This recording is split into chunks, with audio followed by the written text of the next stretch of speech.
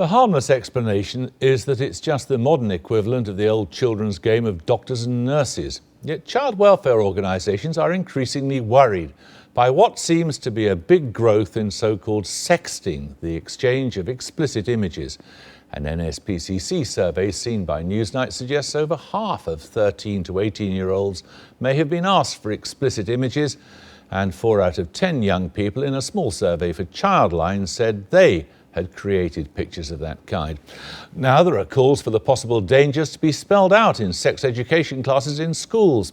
Seema Katecha reports from the Salmon Youth Centre in South London.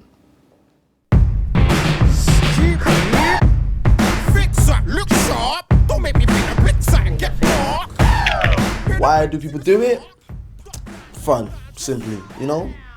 Have a girlfriend, have a boyfriend, have friends, send them a picture of your this, send them a picture of that. It's all fun and games. For many young people, it's flirting, exchanging images and videos through their phones. But while sexting may seem quick, easy and fun, it can lead to shame. Within seconds, photos can be transferred to somebody else, and then where they end up is out of control. With most phones connected to the internet, a couple of keystrokes and they can be posted on social networking sites accessible to millions. But some of this content that is exchanged this way by young people is sexually explicit, and the consequences can be perilous. Childline say the results of its recent survey show that teenagers are taking huge risks. Out of the 450 13 to 18-year-olds questioned in August, 60% said they had been asked for sexual images or videos of themselves. 40% admitted to creating graphic material, while a quarter of all those surveyed said they had sent the content to someone else. 15% said they had sent it to a total stranger. These results show that sexting is increasingly a feature of young adolescent relationships, and whether we like it or not, it's almost becoming the norm, the expectation that a young person in a relationship should share an explicit image of themselves. Like, I've taken some topless pictures on Instagram, I'm not gonna lie, you see my, yeah. It's illegal to take or have indecent images of anyone under 18, even if they're of the person taking the picture. However, the Association of Chief Police Officers says it's not impossible but highly unlikely that children will be prosecuted for sexting. You don't send it to a random person, like that's what some people think, that they just send it to a random person, but most of the time, because I've had friends that have done it and everything like that, and most of the time it's their boyfriend or girlfriend that they're sending it to. They're not sending it to some stranger that they don't know. I was asked to send pictures. I still said no, I don't agree with it, because it is my reputation. I am never going to change. I've got to live with the fact of that picture going around. So I refuse to do it, no matter how peer pressured I was into doing it. Put my hands up here. I've been sent a picture before when I was in school. It happened to be that me and this girl had an argument the next day, not about the picture, about anything else. And I got so angry. I was like, what? And I went round, be seeing that picture for, I was like sending that picture everywhere. It was me, and I felt bad after.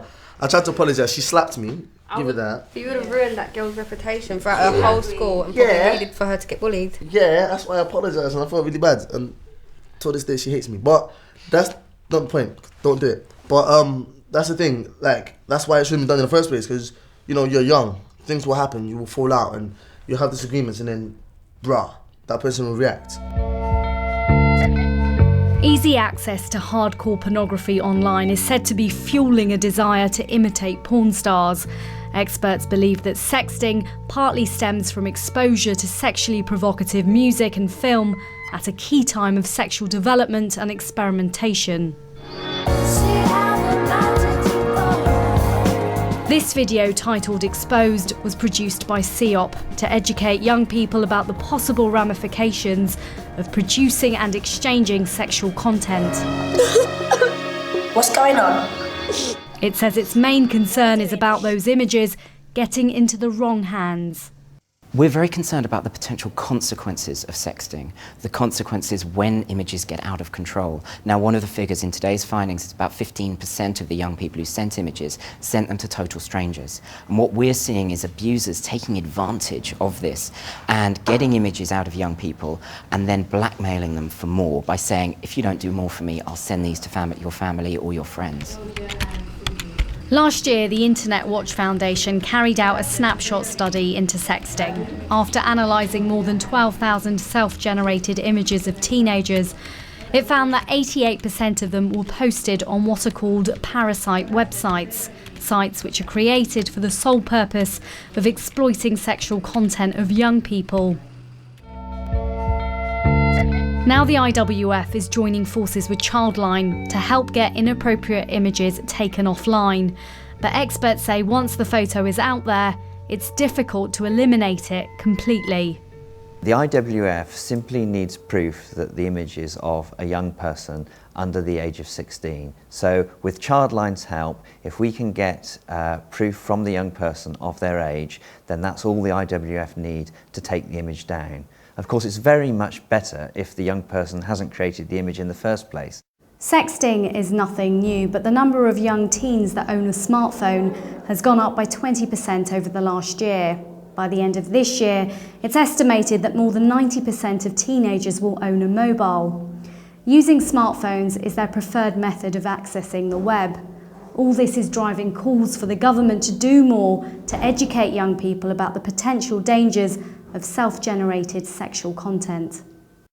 Ministers say that from next year in England, all children from the age of 5 will be taught how to stay safe online as part of the new IT curriculum. But campaigners argue that sexting should be covered in personal, social and health education lessons. Sexting is not an IT issue, it's a relationships issue. And so what we want in the Office of the Children's Commissioner is that every school runs a comprehensive, thorough relationships and sex education program. That is a whole school program, so all staff are aware, whatever they teach or whatever they do, and that the content is relevant and pertinent to children's lives. That is, it must cover things like sexting and use of mobile technology. I think sexting all narrows down to self-esteem, especially when it comes to girls. Most girls of my generation do it for attention, to try and find love out of it, but it usually is the wrong way. It's clear that for some young people, a sexy snap sent to a boyfriend or girlfriend can have devastating consequences.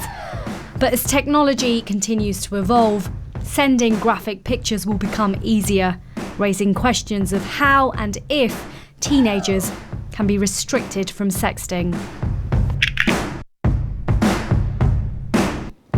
Well, now, Tim